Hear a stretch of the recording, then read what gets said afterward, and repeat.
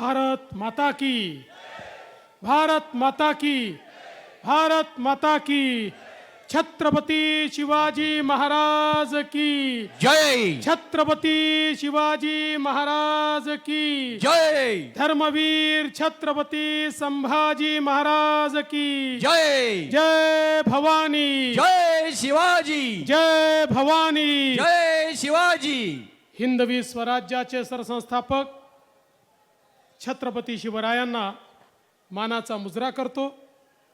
भारतीय राज्यघटनेचे शिल्पकार भारतरत्न डॉक्टर बाबासाहेब आंबेडकर यांना मानवंदना अर्पित करतो।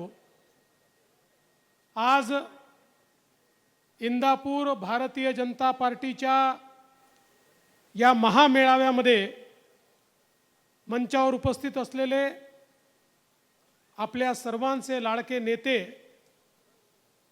ज्यांनी खऱ्या अर्थानं इंदापूर तालुक्याचा विकास केला आणि या तालुक्याचं चित्र बदललं, असे माजी मंत्री आमचे मित्र हर्षवर्धन पाटीलजी, श्री राहुलदादा कुल, वासुदेव नाना काळे, शरद जामदारजी, अविनाश घोलपजी, पृथ्वीराज जाचकजी, चंद्रराव अण्णा तावडे, जे बी अण्णा गावडे, स्नेहलताताई दगडे, युवा नेत्या आणि ज्यांनी या क्षेत्रात जिल्हा परिषदेच्या माध्यमातून उत्तम काम केलं त्या अंकिताताई पाटील, ॲडव्होकेट कृष्णाजी यादव, युवा नेते राजवर्धन पाटील, मारुतरावजी वनवे, नवनाथजी पडळकर, देवराजजी जाधव, रंजनजी तावरे, मुरलीधरजी निंबाळकर, तानाजीराव घोलप, आकाशजी कांबळे, माऊली चौरे, या ठिकाणी उपस्थित गजानन वागसे, माऊली बनकर, अतुल तेरखेडकर, शीतलताई साबळे, मंचावर उपस्थित सर्व मान्यवर, कोणाचं नाव सुटलं असेल तर मी क्षमा मागतो, आणि उपस्थित सर्व माझ्या भगिनी आणि बंधूंनो, आज खरं म्हणजे या ठिकाणी विशेष रूपानं आपली भेट घेण्याकरता मी आलो। आपल्या सर्वांना कल्पना आहे 2019 साली जनतेने महाराष्ट्रामध्ये भारतीय जनता पक्षाच्या नेतृत्वाखालील महायुतीला पूर्ण बहुमत दिलं। दुर्दैवाने त्यावेळी आपल्या इंदापूर तालुक्यामध्ये छोटासा अपघात झाला। आमचे 25 वर्षाचे स्नेही असलेले हर्षवर्धनजी आमच्या आग्रह खातर 2019 साली भारतीय जनता पक्षामध्ये आले आणि भारतीय जनता पक्षाच्या कमळ चिन्हावर त्यांनी निवडणूक लढवली। वेळ कमी पडला, वेगळ्या प्रकारचं राजकारण झालं आणि अगदी 2000 मताने या ठिकाणी हर्षवर्धनजींना पराभव स्वीकारावा लागला। मनाला बोचणारा पराभव होता। आम्हाला सगळ्यांना पूर्ण अपेक्षा होती की हर्षवर्धनजी निवडून येतील, पण 2019 हे वर्षच अनपेक्षित घटनांचं वर्ष होतं। आपल्याला कल्पना आहे की पूर्ण बहुमत मिळाल्यानंतर देखील आपल्यासोबत आणि विशेषतः जनतेच्या मतांसोबत, जनतेच्या मॅन्डेटसोबत एक षडयंत्र झालं आणि त्या ठिकाणी वेगळ्या प्रकारचं सरकार हे स्थापन करण्यात आलं। जे लोक एकमेकाच्या विरोधात लढले होते त्या लोकांनी केवळ खुर्चीकरता, केवळ पदाकरता त्या ठिकाणी युती केली आणि युद्धोजींसारखा आमचा 25 वर्षाचा मित्र आणि मित्रपक्ष निव्वळ खुर्ची करता पवार साहेबांच्या सोबत गेला, काँग्रेस सोबत गेला आणि एक वेगळं सरकार त्या ठिकाणी तयार झालं। बंधू भगिनींनो, 2.5 वर्ष हे सरकार चाललं आणि त्या काळामध्ये एक मोठा संघर्ष आपल्याला करावा लागला। आपल्याला कल्पना आहे सातत्याने कोरोनाचा काळ असो की इतर काळ असो, ज्या प्रकारचा अन्याय हे सरकार सामान्य जनतेवर करत होतं, ज्या प्रकारचा व्यवहार या सरकारचा आपल्याला पाहायला मिळत होता, ज्या प्रकारची वसुली या सरकारच्या माध्यमातून चालली होती, महाराष्ट्राच्या इतिहासातील सर्वात मोठं वसुली सरकार हे 2.5 वर्ष त्या ठिकाणी आपल्याला पाहायला मिळालं. आणि त्याच वेळी आपल्याला कल्पना आहे की ज्या प्रकारचं राजकारण होत होतं ते सहन न झाल्यामुळे एकनाथरावजी शिंदे साहेब यांनी निर्णय केला की आता या महाविकास आघाडीमध्ये मी राहू शकत नाही. श्रद्धेय बाळासाहेब ठाकरेंनी ज्या उद्देशाने शिवसेना स्थापन केली, केवळ खुर्ची करता त्या उद्देशाला त्या ठिकाणी काळीमा फासण्याचं काम चाललं असेल आणि केवळ पुत्राकरता अशा प्रकारचे निर्णय त्या ठिकाणी होत असतील तर मी यांच्यासोबत कसा राहू असा विचार करून माननीय शिंदे साहेब हे शिवसेना घेऊन, संपूर्ण पक्ष घेऊन त्या ठिकाणून बाहेर पडले आणि आपण महायुतीचं सरकार पुन्हा एकदा या महाराष्ट्रामध्ये स्थापन केलं. हे सरकार स्थापन झाल्यानंतर आपल्याला कल्पना आहे की आपण अतिशय धडाडीने कामं करत होतो, पण त्याच वेळी राष्ट्रवादी काँग्रेसमध्ये देखील काही वेगळं घडत होतं. त्याही ठिकाणी काही खतखत होती, काही अस्वस्थता होती. त्याही ठिकाणी लोकांचं मत होतं आणि विशेषतः अजितदादा पवारांचं मत होतं की आता जर आपल्याला विकासाकडे जायचं असेल तर या देशामध्ये नरेंद्र मोदीजींच्या शिवाय दुसरा कोणी विकास करू शकत नाही. देश आणि महाराष्ट्राकरता मोदीजींच्या समवेत जाणं हेच सर्वसामान्यांच्या भल्याकरता हा निर्णय असेल. आणि म्हणून सातत्याने त्यांच्या पक्षातली मागणी वाढत होती की आपणही मोदीजींसोबत गेलं पाहिजे. आणि त्याचाच परिणाम असा झाला की शेवटी त्याही पक्षातल्या मेजॉरिटीने, बहुतांश लोकांनी हा निर्णय केला की आता आम्ही महाविकास आघाडीसोबत राहू शकत नाही, आम्हाला मोदीजींसोबत देशाच्या मुख्य धारेमध्ये काम करायचं आहे. आणि ते लोक देखील आपल्या सोबत आले. आता मला सांगा, जर कोणी आपल्या सोबत आलं तर त्याला घेतलं पाहिजे की नाही घेतलं पाहिजे? आपली शक्ती वाढवली पाहिजे की नाही वाढवली पाहिजे? एक संघटित पद्धतीनं या ठिकाणी आपल्याला मोदीजींची ताकद वाढवणं हे गरजेचं होतं. आणि म्हणून आपण निर्णय केला आणि अजितदादांना देखील सोबत घेतलं, राष्ट्रवादी काँग्रेस पक्ष देखील सोबत आला. आणि हे खरं आहे, त्याच्याने ताकद वाढली. पण काही ठिकाणी तसं तर राष्ट्रवादी काँग्रेसशीच बहुतांश ठिकाणी आपला संघर्ष होता आणि काही ठिकाणी तो टोकाचा संघर्ष होता.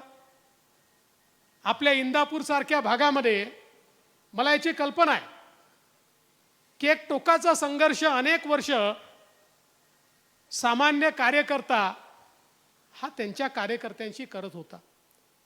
त्यामुळे साहजिक होतं की या कार्यकर्त्यांना त्या ठिकाणी त्यांच्यामध्ये एक भावना तयार होणं की ज्यांच्याशी आम्ही वर्षानुवर्ष लढतोय, आता त्यांच्यासोबत काम करायचं कसं. मला आठवतं की निर्णय ज्यावेळेस झाला त्यावेळेस 3-4 लोकांनाच मी बोलवलं, कारण मला माहिती होतं की ज्या लोकांनी इतका संघर्ष केला आहे त्यांची काय अडचण होणार आहे, त्यांना काय भोगावं लागणार आहे, त्यांना काय उत्तरं द्यावी लागणार आहेत, त्यांना कसे कार्यकर्ते सांभाळावे लागणार आहेत. त्या 3-4 लोकांपैकी एक हर्षवर्धन पाटील होते, ज्यांना मी बोलवून घेतलं आणि त्यांना सांगितलं, हर्षवर्धनजी, मोदी साहेबांकरता आपल्याला हा निर्णय करायचा आहे. मला कल्पना आहे तुम्हाला त्रास होणार आहे, तुमच्या कार्यकर्त्यांना त्रास होणार आहे, पण शेवटी आपलं ध्येय काय आहे? आपलं ध्येय विकास आहे, आपलं ध्येय विकसित भारत आहे, आपलं ध्येय विकसित महाराष्ट्र आहे. या महाराष्ट्रात आणि देशात राहणाऱ्या दीन दलित गोरगरीब आदिवासी शेतकरी शेतमजूर अल्पसंख्याक ओबीसी मराठा धनगर सगळ्या समाजातल्या 18 पगड जातीच्या लोकांना पुढे नेण्याकरता देशाचं नेतृत्व जर इतक्या चांगल्या प्रकारे काम करत असेल तर त्यांच्या पाठीशी महाराष्ट्र उभा करावा लागेल. आणि महाराष्ट्र उभा करायचा असेल तर संघटित शक्तीने आपल्याला उभं करावं लागेल. कालपर्यंत जे आपल्या अजेंड्याचा विरोध करत होते ते जर आज आपला अजेंडा मान्य करत असतील, मोदीजींचं नेतृत्व मान्य करत असतील तर आपण त्यांना सोबत घेतलं पाहिजे. हर्षवर्धनजींनी सांगितलं मला त्रास होईल साहेब, माझ्या कार्यकर्त्यांना माझ्यापेक्षा जास्त त्रास होईल. मला त्यांचं वाक्य आठवतं, ते म्हणाले नेत्यांना युती करणं सोपं असतं पण कार्यकर्त्यांना युती करणं फार कठीण असतं, कारण जमिनीवर ते लढले असतात. पण त्यांनी मला सांगितलं हे जरी असलं तरी एकेका कार्यकर्त्याला मी समजावेन. भारतीय जनता पक्षाची ताकद या इंदापूर तालुक्यामध्ये या ठिकाणी हर्षवर्धनजी आल्यानंतर मोठ्या प्रमाणात वाढली. एक मोठा भारतीय जनता पक्ष आपण या ठिकाणी तयार केला, मजबूत केला, जो स्वतःच्या भरोशावर या ठिकाणी क्रांती करू शकतो. अशा प्रकारचा भारतीय जनता पक्ष या इंदापूर तालुक्यामध्ये आपल्या जुन्या कार्यकर्त्यांसमावेत जसे हर्षवर्धनजी आलेत आणि आपल्यापैकी अनेक लोक आलेत तसा तो भारतीय जनता पक्ष एक मजबूत पक्ष या ठिकाणी तयार झाला. पण शेवटी एका मोठ्या ध्येयाकरता आपण सगळे काम करत असताना आपण त्यांना सोबत घेतलं. पण त्याही वेळी आणि काल परवा माझ्याकडे ज्यावेळी इंदापूर तालुक्यातले 150-200 प्रमुख कार्यकर्ते आले होते आणि खूप चर्चा झाली, मी सगळ्यांचं म्हणणं ऐकून घेतलं, सगळ्यांच्या शंका समजून घेतल्या आणि माझ्या मनात काय आहे ते देखील मी बोलून दाखवलं. सगळ्या गोष्टी इतक्या मोठ्या लोकांसमोर बोलता येत नाही आणि माध्यमांसमोर तर बोलताच येत नाही. माध्यमांना मी दोष देत नाही, पण शेवटी काय इंटरप्रिटेशन जाईल हे सांगता येत नाही. पण मी सगळ्यांचं म्हणणं ऐकून माझ्या मनात काय आहे हे मी सांगितलं. मी तुम्हाला आज विश्वास देण्याकरता आलो आहे. या ठिकाणी हर्षवर्धनजींनी सांगितलं की इंदापूर तालुक्याचं पालकत्व स्वीकारा. हर्षवर्धनजी वयाने माझ्यापेक्षा मोठे आहेत, माझ्या 5 वर्ष आधी ते आमदार झाले, माझ्या आधी ते मंत्री झाले, पण माझे ते मित्र आहेत आणि म्हणून त्या मित्रत्वाच्या नात्यातनं मी एवढंच सांगतो की केवळ इंदापूर तालुक्याचं नाही, हर्षवर्धन पाटलांसहित इंदापूर तालुक्याचं पालकत्व स्वीकारण्याकरता या ठिकाणी मी आलो. आपल्या सगळ्यांच्या आशीर्वादाने जी शक्ती मला मिळालेली आहे त्या शक्तीचा उपयोग या तालुक्याकरता आणि हर्षवर्धनजींना ताकद देण्याकरता कसा करता येईल ते मी केल्याशिवाय राहणार नाही, हे तुम्हाला सांगण्याकरता मी या ठिकाणी आलो. आणि त्यांचा एक प्रदीर्घ अनुभव आहे. आज आपल्याला कल्पना आहे की आम्ही इतके वर्ष काम केलं, आता विधानमंडळात मलाही 25 वर्ष झाले, पण एक मंत्री म्हणून त्यांचं कार्य मी जवळून बघितलं आणि विशेषतः विधानमंडळातही सर्व पक्षाच्या नेत्यांना सांभाळून घेणारा मंत्री म्हणून त्यांच्याकडे पाहिलं जायचं. त्यांचं वय जास्त नव्हतं, पण त्यांच्यापेक्षा वयाने आणि अनुभवाने मोठे जे लोक होते त्यांनाही हर्षवर्धन पाटील एक हक्काचं घर वाटायचं, एक हक्काचा व्यक्ती वाटायचा. ही हातोटी त्यांच्या कामामध्ये आहे. आणि म्हणूनच आज आपण एका मोठ्या लढाईकडे चाललो आहे. काही लोकांना असं वाटतं की बारामतीची लढाई ही पवार साहेब आणि अजितदादांची आहे. काही लोकांना असं वाटतं की बारामतीची लढाई ही सुप्रियाताईंची आणि सुनेत्रा वहिनींची आहे. न ही लढाई पवार साहेब अजितदादांची आहे, न ही लढाई सुनेत्राताई सुप्रियाताईंची आहे. खऱ्या अर्थानं ही जर लढाई असेल तर ही नरेंद्र मोदीजी आणि राहुल गांधी यांच्यातली लढाई आहे. याचं कारण कोणीही निवडून आलं तरी देखील या ठिकाणी काही फार देशात बदल घडणार आहे अशी परिस्थिती नाही आहे. पण देशात बदल घडवणाऱ्याला कोण साथ देऊ शकतं याची ही खरी लढाई आहे. आज महायुतीचा उमेदवार जर निवडून आला तर मोदीजींच्या प्रत्येक विकासाच्या कार्याला एक हात वर असेल, एक बटन दाबलं जाईल आणि पूर्ण समर्थन दिलं जाईल.